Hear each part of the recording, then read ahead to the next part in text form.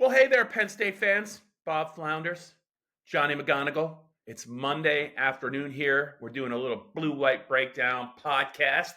As I look at my computer screen, lovingly, it is 1:38 p.m. in the afternoon. I am stationed in downtown Harrisburg, where I reside. Just some fun facts for you guys as we try and share some stuff with you.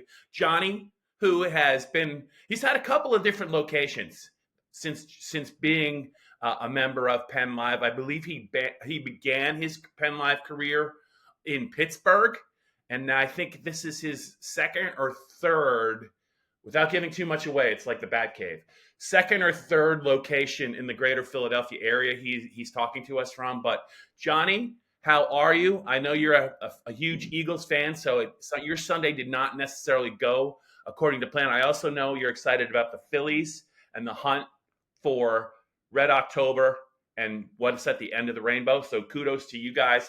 Let's talk a little James Franklin. What's on your mind? I know we're going to get to your AP ballot, where Penn State is. And also we have some news about Penn State's kick time in a couple of weeks at USC.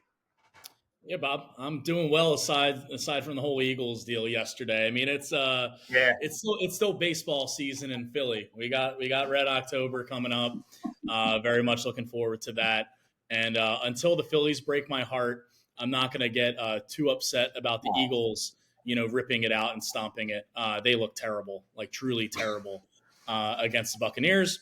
But alas, we're not here to talk about professional football. We're here to talk about college football and here to talk about Penn State. And, a couple days after their win over Illinois, first ranked win of the year for Penn State, only one of a handful of undefeated Power 5 teams or Power 4 teams that have a ranked win so far this season. A nice one for the Nittany Lions. And I know we talked a little bit after the game about that, but I'm sure we'll talk about it a little bit more here today. Yeah, and James, I'm glad that James. I figured he'd be asked about the running game, because how could you not be asked about a running game that's averaging the most yards per game in the Big Ten at 251. I just double checked it. And also they're number 9 in FBS. It is their go-to. It is their go-to for the Penn State offense, is that run game. It is so well designed. The offensive line looks to be playing at a very, very high level, despite the fact James talked about replacing 3 starters who were drafted, one in the first round off the 2023 team on the offensive line. He offered up some praise for Nick Dawkins. He was asked specifically about Kaytron Allen. I thought he had some interesting things to say about Kaytron. But what I liked about it, because I think we talked about it and we wrote about it, that run game is very physical, extremely physical. I thought it was cool, Johnny, that we saw that physicality against a Illinois team that prides itself on physical play, and the 1994 offense, which was extremely physical in their run game.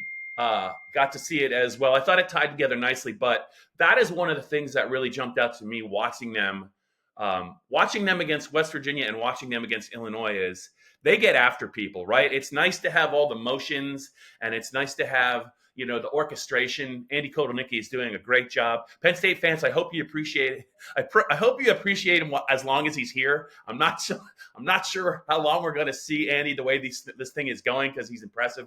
But it was physical too at the point of attack. The way they finished runs, even Tyler Warren just throwing his body around, diving over the pile for that first touchdown. This team wanted that game very badly, and this is something I don't remember seeing very often during the last couple of years with James Franklin. They've had an effective running game, but not a punishing run game. This is a really, really fun run game to watch, Johnny. Yeah, definitely. And Bob, you mentioned Kotelnicki, the offense. If there were, college football fans across the country who were just kind of scoreboard watching this game, because you also had Alabama, Georgia going on at the same time, which was an absolute banger. So I'm sure a lot of people were just flipping back and forth or just keeping tabs on their phone on what was going on in this Penn State Illinois game. And you see they only scored 21 points. You figure, okay, it was a bad day for the offense. I would push back on that because they did what they set out to do. Before the game, the offensive line, Penn State's offensive line, huddled together, and Vengayon said that the message of that group was, "This one's going to be on us."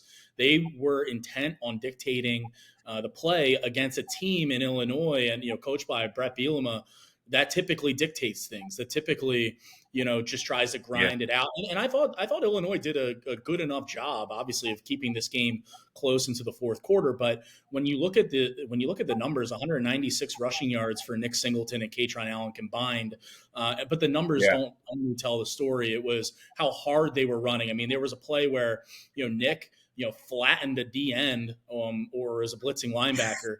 And then got out in the flat, caught a pass from Drew on third down, and then ran over a dude in front of him. Like, they were playing angry. They were playing violent in the run game and the short passing game. And that's what they wanted to do. They wanted to be efficient. They knew that they weren't going to be particularly explosive against this Illinois secondary through the air. So they tried to just take the air out of the ball and run it down their throats. And that's what they did. And so winning in different ways, being adaptable on offense, I think could go a long way for this team when you look at some of the games upcoming. I don't think it's going to be necessarily tested this weekend against UCLA, but USC, Ohio State, if those chunk plays aren't coming for you in the passing game, to be able to rely on this running game and the offensive line to do a job for you, I think is big. Yeah, I know. And Johnny, I know the Penn State fans who are watching us and listening to us here on the Blue White Breakdown, I know they are avid fans of my Andy Kotelnicki big play tracker. I know they are. I just put another one up there. You mentioned explosive plays. James has his own definition, right, of explosive plays. It's a kind of a weird, it's like 12 yards for runs and 15 yards for. I just said, look, I'm going to keep track of the plays that are 20 or more yards, and I will give credit to gains that are almost big plays. But they only had one play of 20 or more yards in the game. I think it was a Harrison Wallace catch from Drew Aller. But their running game, don't focus on the term explosive play. I think they had 9 runs of at least 10 yards in that game. And then 11, 12, 13, 15, 16. And it was a sight to behold, because 3 years ago, I posted something on PennLive. Illinois, in that 9 overtime game, they just butchered Penn State with a running game that they didn't even try and throw the ball. It was Chase Brown and that McCray kid who played Saturday night. They combined for I think 300 some yards, and there was nothing Penn State could do. There were times where I thought Illinois did a great job of keeping the game close. There were times I just thought there wasn't a lot Illinois could do, and they have some pretty physical guys in their front seven and in their secondary. But Penn State was that efficient, that well schemed, and those running backs they ran angry. They were determined. It's a great sign moving forward. It kind of feels to me, Johnny, like the longer this season goes, if they can stay healthy, they're just kind of starting to hit their stride. They're all kind of trying to figure some things out. They're getting comfortable with the way Kotelnicki designs plays. I thought it was great that Penn State lost some offensive linemen in this game. Sal Wormley left, and I think his replacement, J.B. Nelson, left. They forced Vengayon to play, I think, both guard spots, and then we saw Cooper Cousins in there down the stretch as well. And it didn't really look like Penn State missed a beat. This isn't going to change, right? There's going to be some days where defenses play them a little differently, and you'll see some big plays on the outside. But if Penn State needs to, they can play smash mouth now, and that is a great sign for going up against teams in the fourth quarter in tight games. Yeah, definitely. I mean, you look at what Penn State was able to do on third down in this game, I think was greatly helped by the running game on first and second down. Penn State's average distance to gain on third down was 5.2 yards, pretty manageable. Illinois on the other end was 10.3. I mean, they were basically 3rd and 10 or 3rd and 11, 3rd and 9 all night. And I mean, James Franklin said after the game, if Katron and Nick are running the way that they are, he said you'd be stupid to go away from it. Now, I will say, I think there were a couple times, or really a glaring time in the first half, when Penn State stalled out and settled for a field goal attempt that was missed by Sanders Sahadak, that they did go pass in a row and kind of went away from that running game, reestablished it in the second half. I think Nick and Katron had 88 rushing in the first half, had over 100 in the second. And so to recognize that, hey, this is what is working. Let's do what is working. Let's give the ball to two of our best players and let them patiently pick apart this defense. Behind an offensive line that is doing the job, even with the injury to Sal Wormley and JB Nelson. Not the only injuries either to come out of that game. Jalen Kimber left when he was on punt coverage or punt return in the fourth quarter. Starting corner, Florida transfer. And then you also had Dom DeLuca miss this game. Our great photographer, John Hermit, got a picture of him wearing a brace on his right hand. He did not play against Illinois. Those three guys, though, James Franklin said in his Monday press conference that they're anticipating them to be back.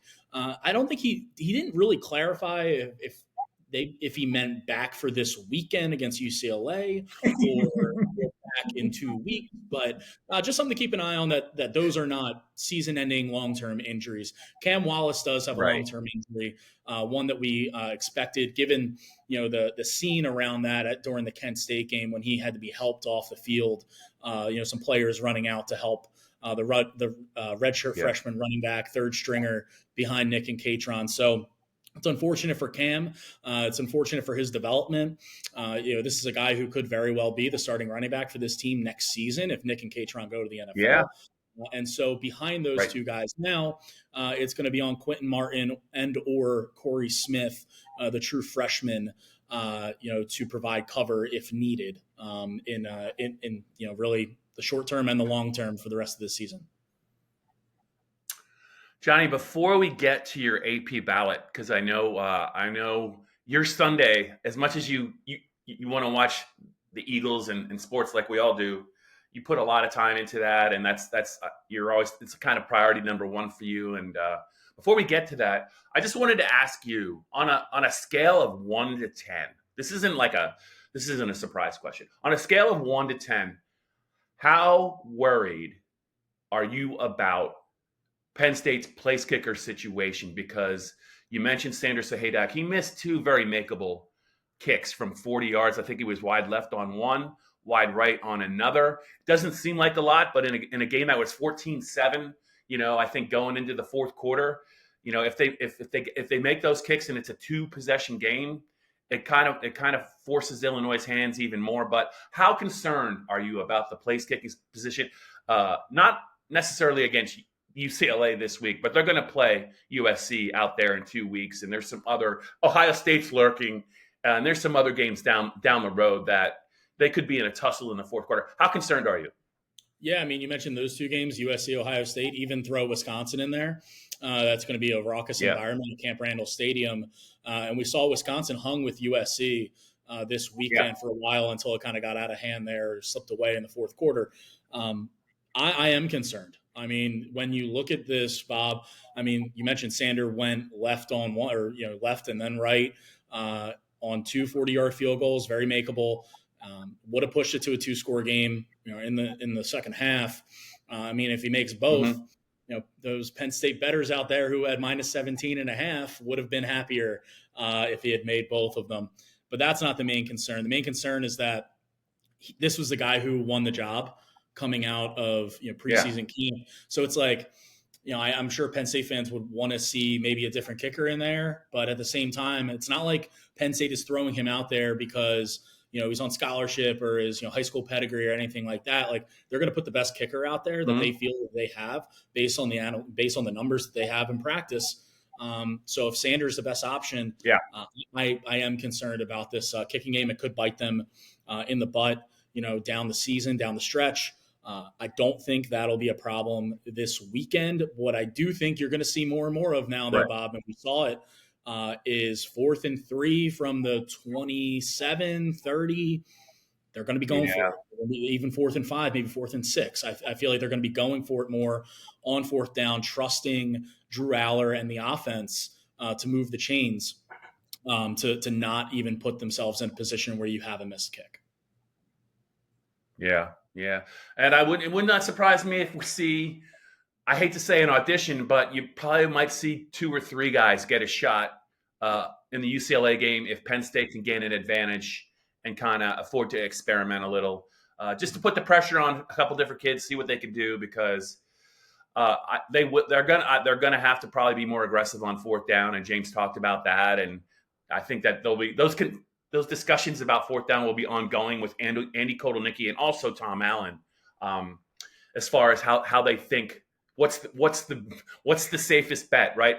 Is it easier for them to pick up 2 yards or try a 37-yard field goal? I mean, it's going to be one of those deals. It has to be, because Sander is shaky right now. He definitely is, and you're right. He was their pick, so the other guys must not have done that well in preseason. So it's going to be something to monitor. Johnny, where did you have the Penn? I know where you had them, but some people who are listening and watching this don't. Where did you have them on your ballot? I know that they are, I believe, number 7 in the AP poll, but that doesn't mean that's where you had them. No, I had them 5, and really you look at the AP poll. You look at the AP poll; they were 9, move up 2 spots to 7 after some other things happened in the top 10. Ole Miss lost, obviously Georgia lost to Alabama. So I kind of did the same thing on my ballot. I had them 7, just moved them up 2 spots to account for the teams ahead of them losing. Do I think Penn State is the 5th best team in the country right now? I think pretty much after the top 3, there's a different tier, right? I think the top right now is Alabama, Texas, and Ohio State, and talent-wise, Georgia is in there. I mean, you saw them come back in the second half in Tuscaloosa, which turned out to be just a wild game, and by no means writing off Georgia from winning the national title this year. But I think those top 3 teams are in a tier of their own right now. And then you got, Penn State, Oregon, Miami, Tennessee.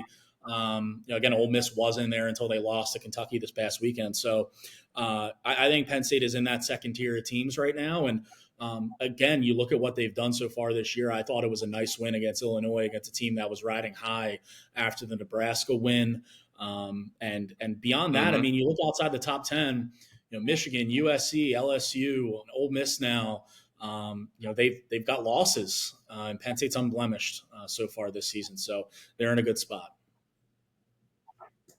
And don't you forget, Johnny, do not forget about those Indiana Hoosiers, the feel-good story of the Big Ten.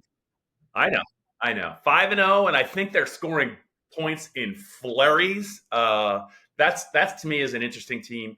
I still don't know what to make of Oregon, honestly. I mean, they were on the ropes early in the season, I think, in a couple of games. He's a good coach. There's some talented players on that team. And I don't think we've seen the best of them yet. They're gonna host Ohio State, I think, fairly soon, and that'll be a game I think everyone, Penn State fans included, are gonna be watching. But yeah, the Big Ten, it's just gonna be with 18 teams and some new rivalries and the travel and some matchups between programs that rarely play each other. The first couple of years are going to be really fascinating because you just really don't know. You mentioned Wisconsin. We're looking, and they had USC they had USC in deep water for a while there, and I didn't know what to think of that. I think USC got it together in the second half, but it's some compelling matchups, right? Looking forward to seeing that. I don't think UCLA is going to be compelling, but we're going to be talking about the Penn State UCLA matchup later in the week here on the Blue White Breakdown podcast. But maybe let's just circle back. We mentioned USC. We have some news about the kickoff. That's going to be a week from Saturday. We're going to be out there. Santa Anita Park is out there, Johnny. I might be making an appearance there. I'm not definitely saying that, but I'm probably going to go if I can. But I think we both had a pretty strong feeling that game would be slotted, and it turns out I think we were right. Yeah, 3:30 CBS for Penn State, USC, potential top 15 matchup. Looking at it right now, it is between the Nittany Lions and Trojans. It looks like Nestler and I think Danielson, those guys are going to be on the call for CBS. And so, 3:30 Eastern. That's going to be 12:30 local out in California when we're there. And I'm sure a lot of Penn State fans, I know a lot of Penn State fans are going out for that game. It falls nicely for the fans and also obviously for James Franklin and his team that they get the bye week after. James said today during his press conference that they'll be flying out to LA on Thursday next week. Typically for closer road games, they would travel on Fridays. So that's a change for them. There's going to be some logistical hurdles for them, doing that, getting accustomed, to the time zone and all that kind of good stuff. But it's a business trip for them. You're going to be at the racetrack, I think, Bob. I might get to a beach or two, have a margarita or two, before the game. Not the morning before the game, but maybe the day or two before the game. So it's a business trip for us as well. But we'll also have some fun too. Johnny, we're professionals. I think the Penn State fans know that. There's a time to work. There's a time to play. We know the distinction. We got a couple minutes left here on our little blue-white breakdown podcast. Before I ask you for any final thoughts, I know what I wanted. This is another 1 to 10. You never actually gave a ranking of 1 to 10. You just said very concerned. I'm going to put you down for an 8.2 on the concern scale about Penn State's place kickers. On a scale of 1 to 10, I just think this is crappy, and I know there's money involved. On a scale of 1 to 10, how much is UCLA getting jobbed with this start time, this noon kick start time in State College with their body clocks set for 9 a.m.? Not only that, I think they played a night game or a late afternoon game over the weekend. I just think there's got to be a better way. I feel bad for them. They're 4-touchdown underdogs. It's bad enough they're going to have to try and deal with this trip. But I just think to play a noon kick when it's really 9 a.m. for their body clocks, I just don't like it. And I think that's got to be looked at moving forward. I just think, it's not fair, I think, to them. I think even James Franklin and his staff would probably admit the same thing. I don't like it. I don't think it's fair. It's a competitive disadvantage. On a scale of 1 to 10, where are you on this matter? Yeah, I'm like a 9. I do feel for UCLA's players, their coaching staff. Like you said, it's already going to be a tough task to begin with. Dealing with Penn State this upcoming weekend, and to do it and feel like it's 9 a.m. when you have to kick off. That's brutal. That's brutal. But I will say, like, that's what UCLA's higher ups and the powers that be, UCLA, USC, Washington, Oregon, that's what they signed up for when they joined the Big Ten. So it's kind of an understood thing that you might get a noon Eastern kick, thrown in here, and it's on you. Again, it's obviously the players didn't make that decision, so you feel for them a bit. But that's kind of what you sign up for when you join the Big Ten, is that you might get, an October noon kick. And looking into November too, for those West Coast teams coming over, when it's cold and rainy and dark at 3:45, there's going to probably be a couple more noon kicks for them as well on the schedule later in the year. So difficult situation for them. Johnny, anything else from you on James's Monday presser? If you don't, I have one quick thing, because I think James talked about his play, but Abdul Carter against Illinois moved around a little bit more. We saw him hovering in the A gaps, hard to account for. 255 pounds, unbelievable first step. And we saw that last year. I think they did that with Chop Robinson. I think we're going to continue to see him being moved around. Look, the guy's going to be offsides once in a while. He is. He just is. That's part of the game. He's trying to tie the snap count. But man, again, I mentioned Eddie Kotelnicki, and who knows how long Penn State fans are going to be able to enjoy his scheming the way that this is going. But I think the sand is running out of the Abdul Carter hourglass here at Penn State. But I just think in terms of games, that might have been his best game as a Nittany Lion. It's hard to argue with the final numbers. 4 tackles for loss, 2 sacks. I think he had a couple other. He was terrifying. I was surprised. Luke Altmaier knew where he was, and Luke Altmaier he could have been sacked a lot more. He ran for his life. I just think it was fun watching Abdul. If I was a Penn State fan, I could live with 1 or 2 offsides calls if we're going to get that kind of performance. And I do think at some point when he's kind of lurking in the A gaps, he's going to get through and he's going to smack some quarterback around. Yeah, that was definitely Abdul's best game, at the very least as a defensive end, since making that switch from linebacker for this season. The stats weren't really there for him. And we've talked about this, like he was making an impact on the game, but the stats weren't really coming for him. For him to finish with 4 tackles for loss, 2 sacks against Illinois, big deal for him. And I just credit to the defense overall too. I know that we've written a lot about them, in the days since the game, but it's not like it was just like an individual performance here by Abdul that, put them over the line. Like Zane Durant was an absolute menace on the interior. I mean, he was making those garden centers life like hell. Like he was awesome. Jalen Reed is one of the best blitzing DBs I've seen in college football this year. I mean, way his the timing, his speed, just his tenacity to attack the ball. I think Jalen Reed, team high 9 tackles, in on 2 fourth quarter sacks. He played really well. Kobe King, I think, played his best game in a Penn State uniform. Shore up against the run, and then also, making those one-on-one tackles in space. I think he's been really good this year overall for Penn State, but this might have been his best game. And so I thought it was a job well done by Tom Allen and his unit to hold an Illinois team to 30-odd rushing yards and then make them one-dimensional and tee off. Like they're going to get beat here and there, the way they run their defense, outside leverage, 4-2-5 look. They're going to get beat on some slants. That's going to happen. And Illinois' receiver Franklin's good at that. So, you take that. But overall, that performance was really good from a team, a unit that's missing one of its best players, and KJ Winston, too. Can't be forgotten there. So, job well done by Abdul, Zane, and the entire defense. Johnny McGonigal, I'm going to leave you with these parting words here on this Blue White Breakdown podcast on September 30th. 2:05 p.m. on Monday, post James Franklin presser.